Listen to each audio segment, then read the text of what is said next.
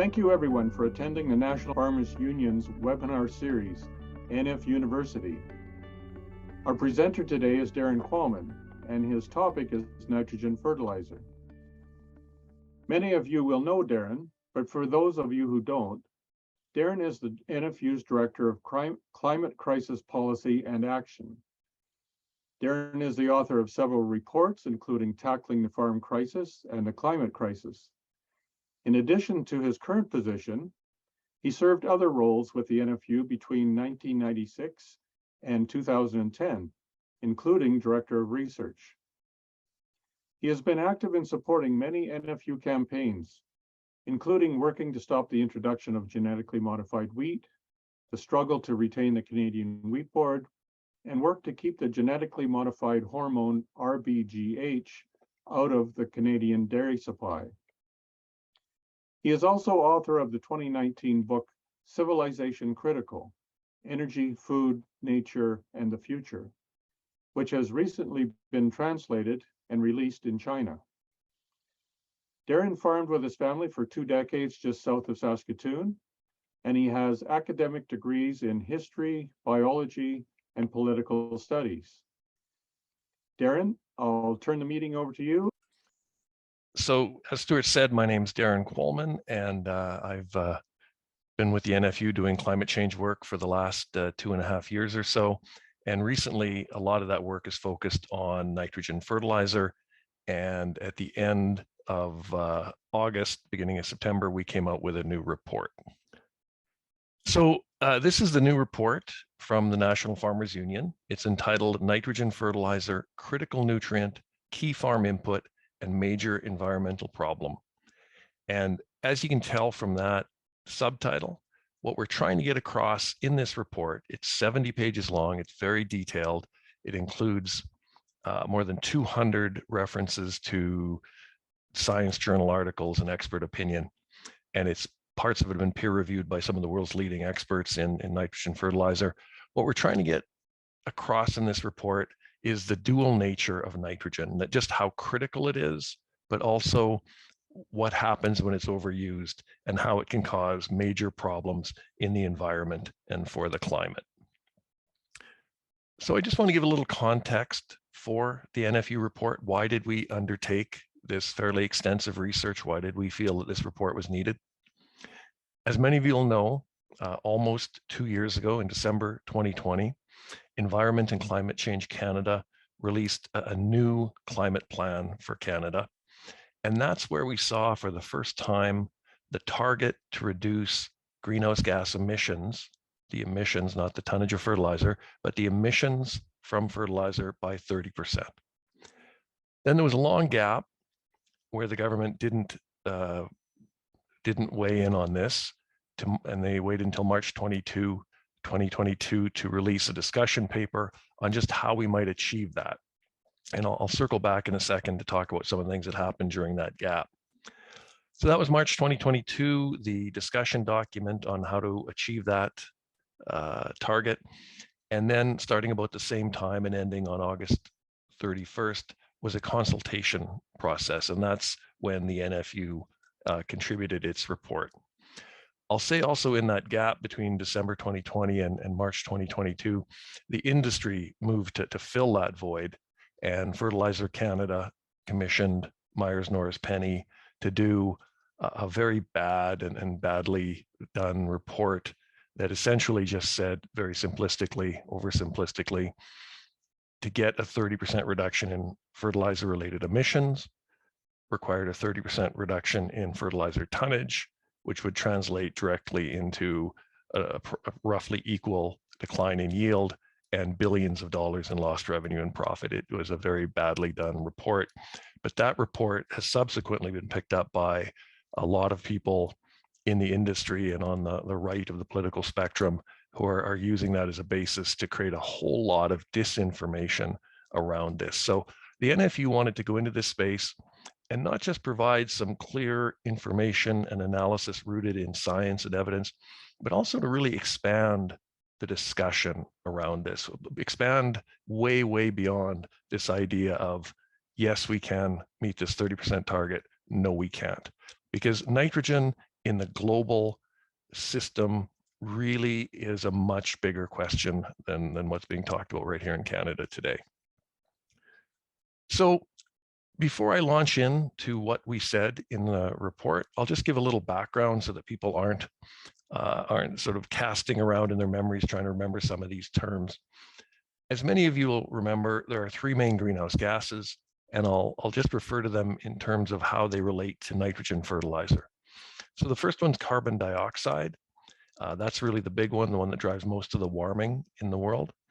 And it comes from fossil fuel combustion, so out of the tailpipe of your car or the exhaust pipe of your tractor. But it also comes out of fertilizer factories. Fertilizer factories, as you'd see if you looked in the middle chapters of the NFU report, turn natural gas into various things, including hydrogen. But in the process of manufacturing nitrogen fertilizer, there are massive carbon dioxide releases into the atmosphere. The second of the three main greenhouse gases is methane, CH4, and it's about 30 times stronger than CO2 when it comes to trapping heat. And in relation to nitrogen fertilizer, it comes from natural gas production. Fracked natural gas wells release methane, they leak methane. The distribution and pipeline system leaks methane, and even the fertilizer factories leak methane. So there's a lot of upstream methane leaks. And the third of the three major greenhouse gases is nitrous oxide, N2O. It's about roughly 300 times stronger than CO2. It has a number of sources from agricultural soils. It is increased quite significantly when nitrogen fertilizer is used in large quantities, but it can also be increased by the addition of any kind of nitrogen to the soil, even if it's added through manure or the cultivation of legumes. And when we're quantifying these, we don't really talk about tons of methane or tons of nitrous oxide. We talk about carbon dioxide equivalent. We equate all of these to CO2 equivalent. So a ton of carbon dioxide is 1 ton of CO2 equivalent. That makes sense. About 1 ton of methane is equal to about 30 tons of carbon dioxide equivalent. And 1 ton of nitrous oxide is equal to about 300 tons of carbon dioxide equivalent. So this is an outline of the talk I'm going to give today. I'm going to just quickly move us through 12 key points, 12 takeaways from the NFU report. And because I'm going to go through each of these, I won't read them out now. You can have a look. But I think when you see them all on a page at once, what you see is that we really wanted to delve into the questions around nitrogen fertilizer in a lot of ways that weren't currently being explored.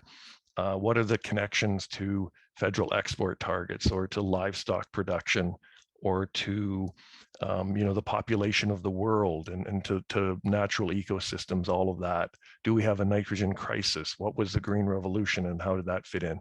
So we really wanted to expand the discussion and give people new ways of thinking about nitrogen so that we can think about how we move to systems that are less reliant on purchased nitrogen.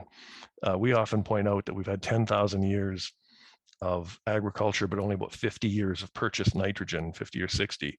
So clearly, there are ways of doing things with less nitrogen and in the past, no nitrogen fertilizer at all. So we wanted to get people thinking differently by showing them a big picture, a long-term picture, a more complex picture than what they often think about just in terms of increasing rates a little or backing rates off a little bit. So we wanted to cover a lot of ground, and we did in that 70-page report. So the first of the 12 points is this: nitrogen is absolutely key to life. All life contains nitrogen. So there's no credible way to be against nitrogen, to vilify it. It's in every cell of your body. It's in all the food we eat. It is absolutely foundational to protein, DNA, RNA. If you look at the bottom of this slide, you'll see the 4 bases for DNA, A, T, C, and G, and you'll see all the N atoms in those base pairs. On the right is a chlorophyll molecule, and you'll see the nitrogen in that. And chlorophyll, as many of you'll know, That's what makes leaves green. That's what turns sunlight into carbohydrate energy in a leaf. That chlorophyll that's high and rich in nitrogen is really the basis of every food chain on Earth. So it's impossible to overstate the absolute critical importance of nitrogen to life, to the biosphere, to ecosystems, to every plant and animal and fungi and microorganism in the world. So clearly, the first thing we have to acknowledge is just how important this element is to all life, to all human systems, to all agricultural systems, to economies, etc. In addition to being critical to natural systems, it's also critical to human systems. It's a key civilizational feedstock. This graph shows the last 2022 years from 0 CE to 2022 this year. And it shows the global population and global nitrogen fertilizer use. And while it's true that population began to rise before fertilizer consumption did, it also appears to be the case that there's a strong link created between human population numbers and nitrogen fertilizer use about the time that human populations went past, sorry, I just unshared my screen.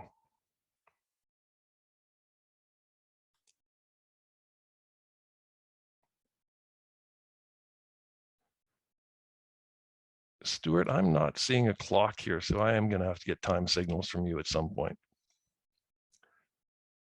Okay, sorry about that. No problem. Thanks. So what this graph shows is as human populations rose, the amount of nitrogen fertilizer rose, and that's not a coincidence. A lot of analysts that have looked at the number of humans on planet Earth now, and they looked at the nitrogen flows, and they conclude that were it not for synthetic nitrogen, Haber-Bosch nitrogen, factory-made nitrogen, about half the people alive today could not be fed and could not exist. So by pushing more nitrogen into the system, we've pushed more food out that's allowed in large populations, and that in turn has enabled enlarged cities, enlarged economies. And in many ways, we've used synthetic nitrogen like we've used fossil carbon to supercharge and supersize human systems. Were it not for synthetic nitrogen, populations and cities and national populations and economies would all be smaller, employment would be lower, et cetera. So while most of us recognize that fossil fuels and fossil carbon reshaped the world almost equally, synthetic nitrogen did so too. So it's an absolutely key part of the creation of the modern world that we see around us. It's important to note that there's many benefits. There's a reason that just about every nation on Earth and nearly, the majority of the acres are fertilized, because fertilizer provides many benefits. And I know I'm simplifying in some cases here, and I trust that if you read the report, you'll see more nuance. But in order to present this briefly, I'm going to make a few simplifications here. I hope you'll allow that. So fertilizer clearly increases yields and output, and it feeds the hungry. It feeds more people, all things being equal. Nitrogen fertilizer, because it increases output, can lower food prices, or at least commodity prices. It's not clear that it lowers grocery store prices, although it should and could or might do that. Nitrogen fertilizer, because it allows us to produce more per acre, can potentially allow us then to crop fewer acres, and that would result in land sparing and reductions in ecosystem destruction. So to put that another way, if you wanted to produce the current output without fertilizer, you'd probably have to farm more acres, and those acres might be carved out of what's now the remaining forests and natural ecosystems of the Earth. So there's potential for land sparing. Erosion control, because you have more biomass, more chaff and straw, more roots in the ground. It can help hold soil in place and in some cases to build soil. And of course, as I mentioned earlier, just economic activity, more food production, more people, bigger economies, more employment, and a contributor to economic growth. So nothing that I say subsequently should negate these benefits, but I think all of these benefits have to be interpreted and understood within the larger context, and especially in terms of the massive overproduction and overconsumption that we currently have when it comes to nitrogen fertilizer. I mentioned it's overused. This is a graph of Canadian nitrogen fertilizer consumption over the last 121 years. And this is actual N nutrient. It's not the tonnage of product, it's the tonnage of the N in the product. If anhydrous ammonia is 8200, that's only 82% nitrogen. And this is recording not that product, but the actual N in the fertilizer. And you can see that it goes up and up. Nitrogen in fertilizer tonnage has nearly doubled just since 2006, and it continues to go up very, very strongly. So we're doubling and redoubling the use here in Canada and in many countries around the world, and we're just using too much nitrogen. And what happens when you overuse nitrogen, those benefits start to peak and plateau. The trend line for the benefits flattens out and you're not getting additional benefits, but you do get increasing harms. The harms don't plateau, they don't flatten out. As a matter of fact, the more you overuse nitrogen fertilizer, the more the emissions into the soil and the air and the water, and the harms actually start rising faster, such that for every additional increment of N you add, you get far more harms than you do benefits. So when we think of the harms from nitrogen fertilizer, we often think of climate change, but the experts around the world, Galloway, Wim de Vries, and others have looked at this. They identify a vast range of ecosystem impacts and environmental harms from fertilizer, and they call it the nitrogen cascade. And they call it the cascade because there's a whole bunch of different effects. But most specifically, they call it the nitrogen cascade because a single atom of nitrogen coming out of, say, a fertilized farm field doesn't just have one effect. It can go into the water, it can run off, or it can create an algal bloom in a lake, and then it can continue down the river, and it can end up in the ocean, where it can cause a dead zone in the ocean, an oxygen deficit zone. And that little map in the upper left showing all the red dots, those red dots are the dead zones around Europe, around North America and other countries. Essentially today, just about every river that's draining an agricultural area in the world is transporting so much nitrogen, and phosphorus too, but nitrogen is a big factor here, transporting so much phosphorus that you get a big dead zone where it meets the ocean. And in some cases, and the Gulf of Mexico is the best known example, these can be tens or hundreds of thousands of square kilometers. So the nitrogen finds its way into the water. Sometimes it's released into the air. When it is, it can destroy ozone. And a lot of people don't know this, but the leading cause of ozone destruction today is nitrous oxide, and the leading source of that nitrous oxide is fertilizer. We've banned a lot of the other ozone depleting chemicals, the chlorofluorocarbons, etc. So today, the largest driver of ozone destruction is nitrous oxide, largely from nitrogen fertilizer. It also enters the air as ammonia and NOx, NOx, and NO2.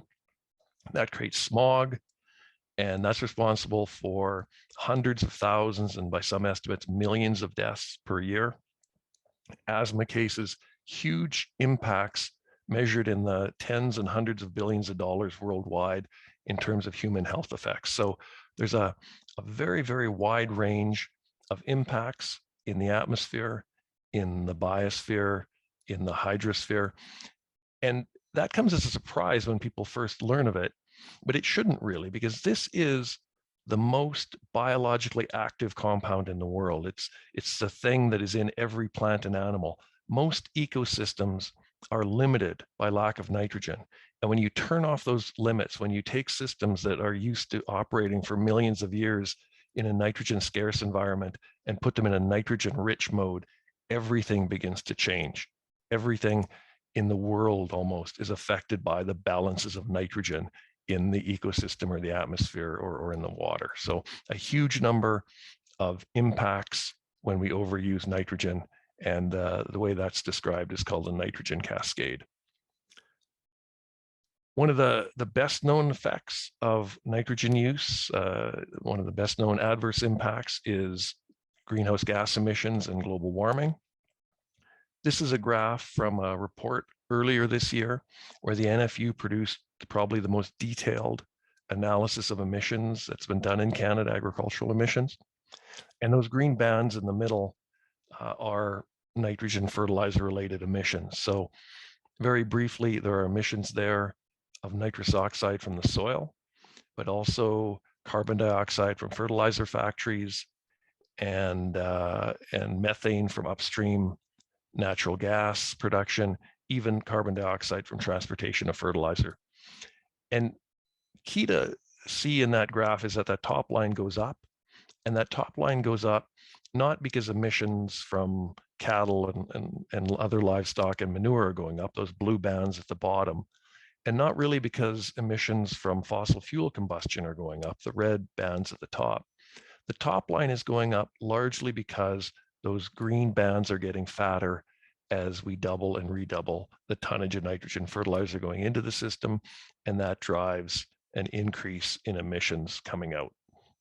And as we say in the report and elsewhere, the tonnage of emissions coming out of our fields and farms is a direct function of the tonnage of inputs that we push in. This is another way of looking at that same sort of data. It's a graph that we reproduced from a peer-reviewed journal article. It's per capita emissions from nitrogen fertilizer use. Now, there are good reasons for looking at it this way and good reasons for being skeptical of a per capita number, because of course Canada doesn't have many people and it's got a lot of land area, so we would have high per capita emissions. But nonetheless, it is revealing that if we look at fertilizer related emissions, Canada and Australia are the highest in the world.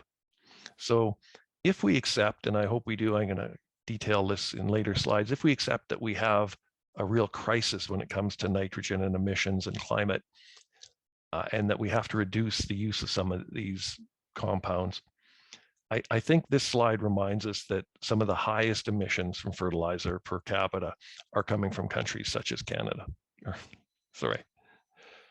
So many scientists have suggested that we have a nitrogen crisis. And the quote on the top of this slide is from Dr. Mario Tenuta. He is at the University of Manitoba. He's a professor of soil ecology, and he's also the NSERC and Western Grain Research Foundation and Fertilizer Canada Industrial Research Chair in 4R nutrient stewardship. This is one of Canada's leading experts in nitrogen fertilizer use and reduction in use and best management practices. He spent his life looking at nitrogen and how to use it. And he says very clearly, we have a looming crisis, a crisis in agriculture. It's related to nitrogen, particularly with nitrogen fertilizer. And he says, I call it a crisis because it really is. And he's not the only one. So why might there be a crisis? Well, when we look at the planet as a whole, and we look at the amount of nitrogen that was flowing through terrestrial ecosystems, and by terrestrial ecosystems, I mean the land, the farm fields, pastures, grasslands, wetlands, forests, jungles. If we look at the amount of nitrogen that was flowing through pre-industrial terrestrial ecosystems, and you compare that to the amount now, you find that we've tripled the flow of nitrogen through the land. And when you reflect upon just how critical nitrogen is, how it shapes and reshapes ecosystems, it has all those effects in water, the atmosphere, the biosphere, tripling the flow of probably the most biologically active and important substance on Earth is going to have a lot of consequences. This is a graphic taken from a Science Journal article written by Will Steffen and Johan Rockström and Wim de Vries and others. I think it has dozens of co-authors. And in peer-reviewed journals such as Science and the journal Nature, these scientists have developed a concept of the safe operating space for planet Earth. And they alternatively refer to it as planetary boundaries. Essentially, where are the guardrails? Where have we gone too far? You know, we can impact the Earth, but at what point do those impacts go beyond the safe operating space? Where do they go beyond the planetary boundaries and take us into a place where real damage is accruing and very, very high risks are present and getting higher? So they looked at a whole number of things, everything from invasive species to ozone, ocean acidification, et cetera. And they mapped out where we were in terms of those planetary boundaries and where have we gone furthest to transgress those boundaries. And most people could probably guess the first category where we've gone far past planetary boundaries, and that's species extinction, the loss of genetic diversity. We've triggered the fastest extinction event in 65 million years. We're losing species at about 500 times the rate that was normal even a couple of centuries ago. We have triggered just a cataclysmic loss of genetic diversity on the planet. So we've clearly gone far past the safe operating space and the planetary boundary there, but most people couldn't guess the second area where we've farthest transgressed those boundaries, and that is in nitrogen use. As I noted, we've tripled the flow of nitrogen and we've doubled the flow of phosphorus. So we've really transgressed the planetary boundaries in terms of cranking up the dial on just how much synthetic nutrient we are injecting into agricultural and natural ecosystems. And this is another graph that we've reproduced in our NFU report, again, from a Science Journal article. And it shows graphically what the nitrogen flows through agricultural and natural systems looked like in 1961.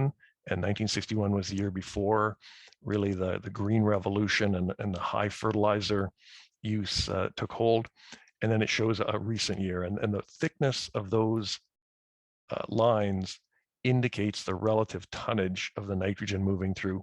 And you can just see how we've pumped up the amount of nitrogen that flows through all of the systems of the Earth, through cropland and grassland, through livestock systems, et cetera, even into human populations. So that is a graphic depiction of the multiplication of nitrogen use and the nitrogen crisis that we've created. Key to understanding how we got here, key to understanding how we've come to a place with such high nitrogen flows is to understand the Green Revolution. Norman Borlaug won the Nobel Prize for his work on the Green Revolution. And Borlaug was clear. He called synthetic nitrogen fertilizer the fuel that powered the forward thrust of the Green Revolution. And though it's complicated, probably the first thing we should think about when we think of the Green Revolution is how plants were rebred to be compatible with fertilizer. Before the Green Revolution, plants tended to grow very tall. There was a lot of biological selection pressure to be tall and to outcompete the weeds. And the problem with those very tall varieties was if you dramatically increased fertilization, they would grow very tall, develop a lot of grain, and then they would fall over, and you'd have this massively lodged field. Borlaug led a team that rebred a lot of the staple crops with dwarf and semi-dwarf varieties. So the straw was much shorter, and they could better hold those heads of grain that were fattened and made heavier with the fertilizer and to prevent lodging. And so essentially the crops were restructured at a genetic level to be compatible with the flows of nitrogen that we wanted to push into the system. And then, not surprisingly, since those Green Revolution varieties have been released into the world, nitrogen fertilizer use is up tenfold. But the other half of this that goes along with the Green Revolution is the livestock revolution. The green revolution enabled the livestock revolution. So I'll just read you this quote because it's just so key to understanding all of this. This is from Mark Sutton, and Mark Sutton is often referred to as Mr. Nitrogen. He's the leading European expert on nitrogen and nitrogen fertilizer. And Mark Sutton writes, the 20th century green revolution has depended critically on additional nutrient sources while becoming the basis for an ongoing livestock revolution, where relatively cheap grain and other produce are enabling greatly increased per capita meat and dairy production. And then he finishes by saying, the global nitrogen cycle is dominated by humanity's use of reactive nitrogen to raise livestock. And this pretty simple diagram shows that.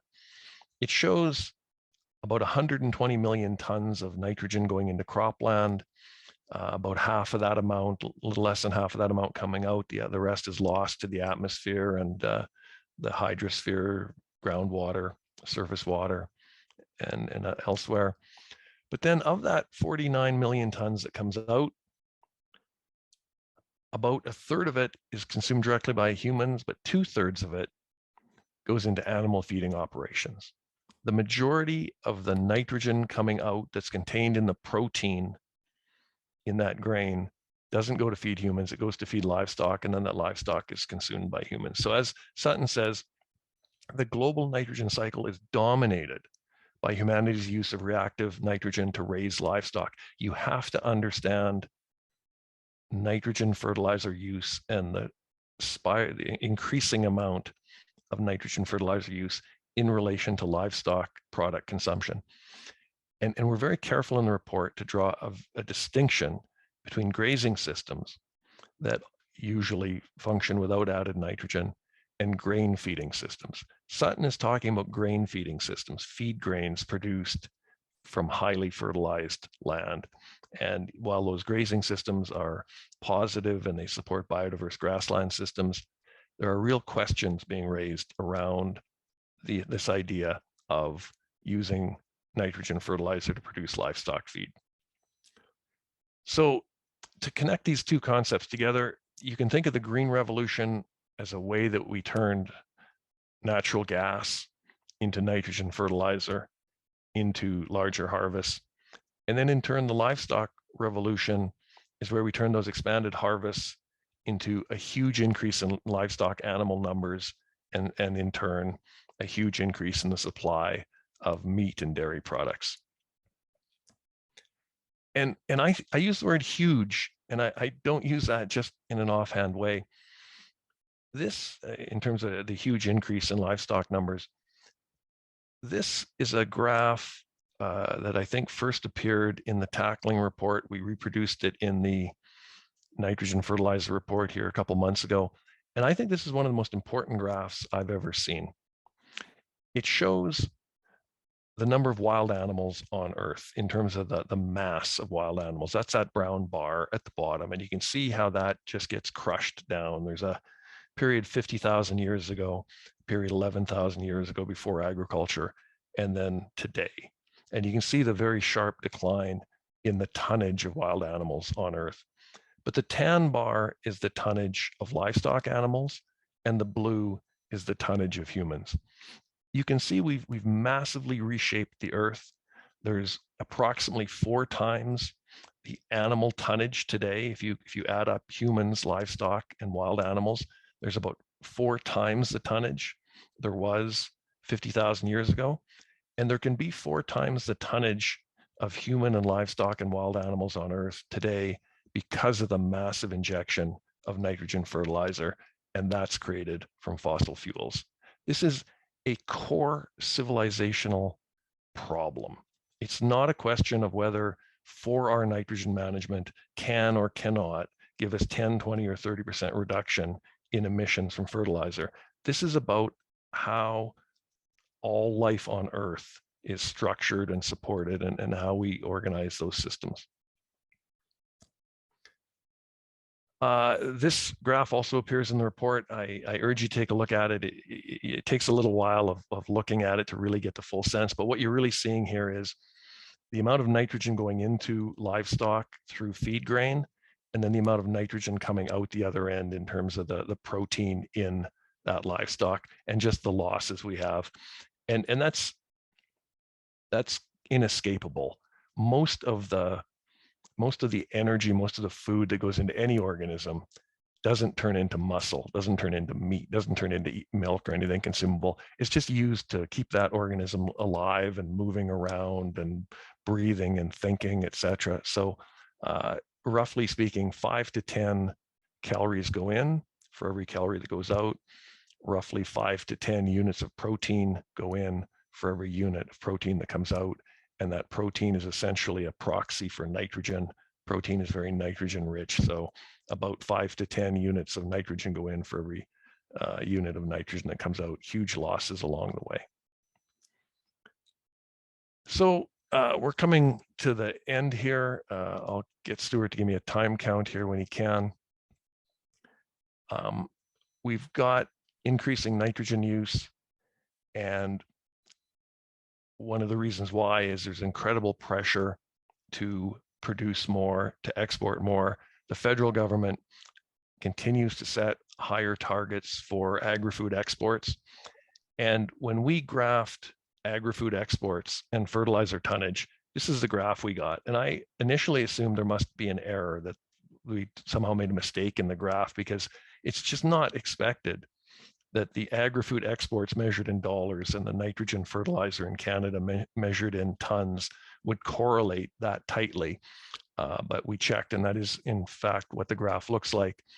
And what this tells us is, if the federal government continues to set ever higher targets for agri-food exports, that's going to make it harder to reduce emissions from fertilizer, because it tends to, for various reasons, lead to increases in nitrogen fertilizer use. And the other thing we checked a correlation was, do those agri-food exports correlate with net farm income?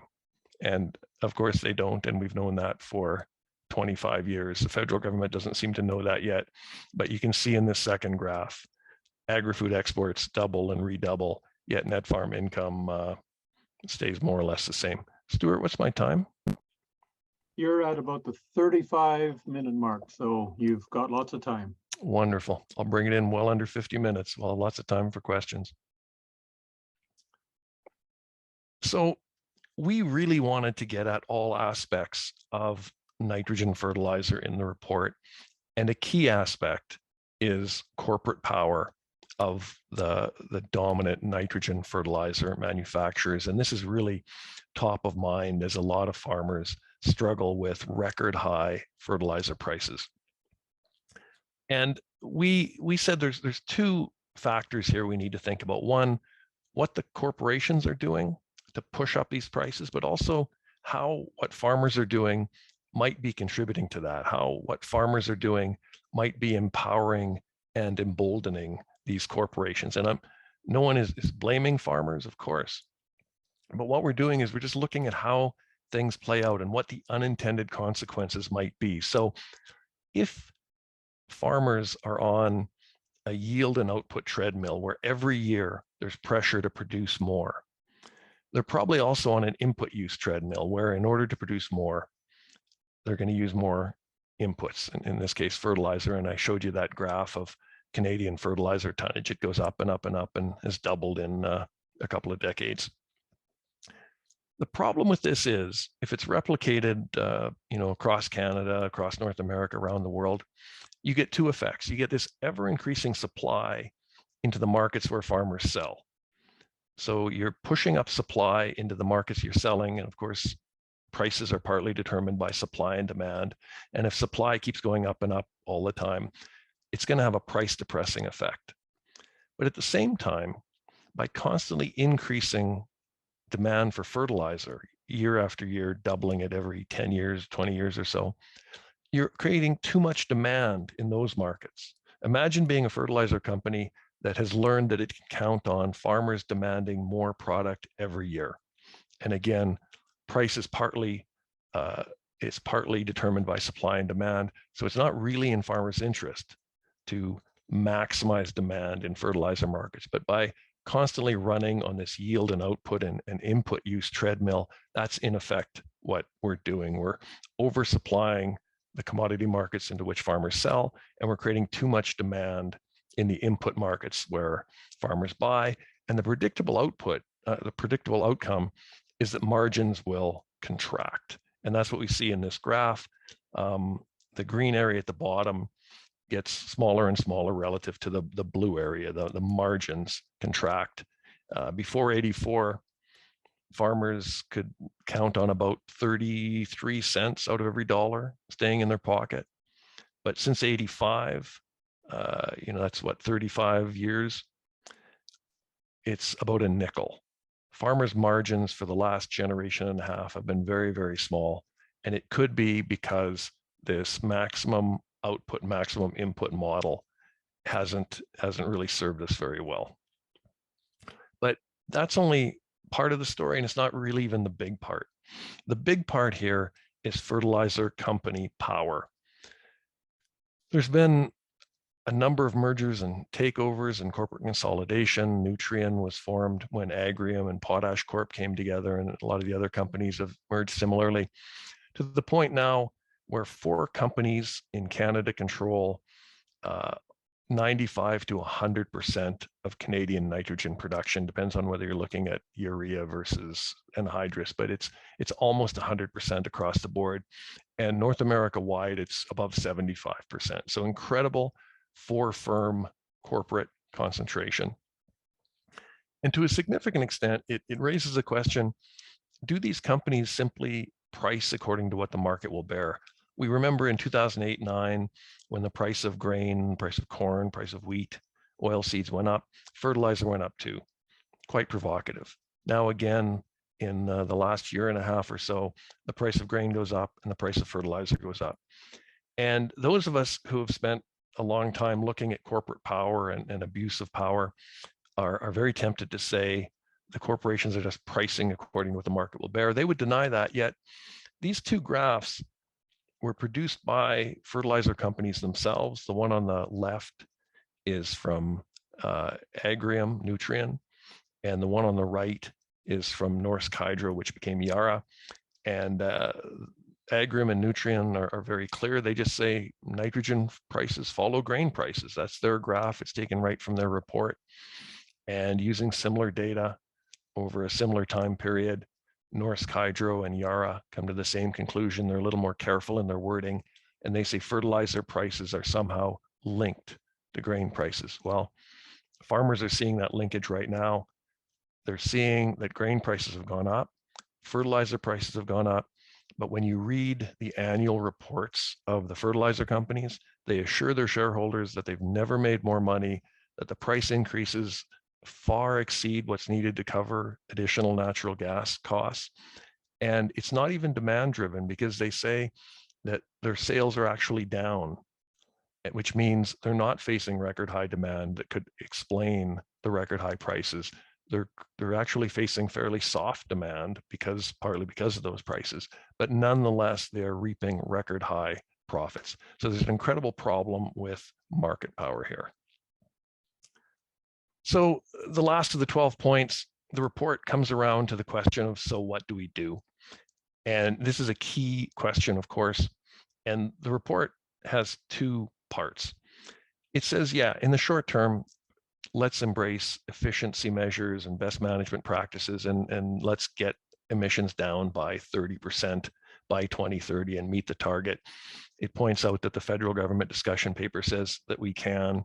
It points out that the Farmers for Climate Solutions and their task force that included leading experts in nitrogen also said that we can, and laid out a map to do that. So clearly, the work of the next 7 or so years is to just implement what we already know about 4R efficiency and best management practices, things like coated fertilizer and fertilizer with nitrification inhibitors and urease inhibitors. Just those inhibitors alone and that enhanced efficiency fertilizer will get us most of that 30%. So that 30% target is really attainable. Let's just get that done. But that's only the beginning. That's the work between now and 2030 and Canada's commitment to cut emissions by 40% by 2030. But there's all the period after that when Canada and the world is going to try and get to near zero emissions by 2050.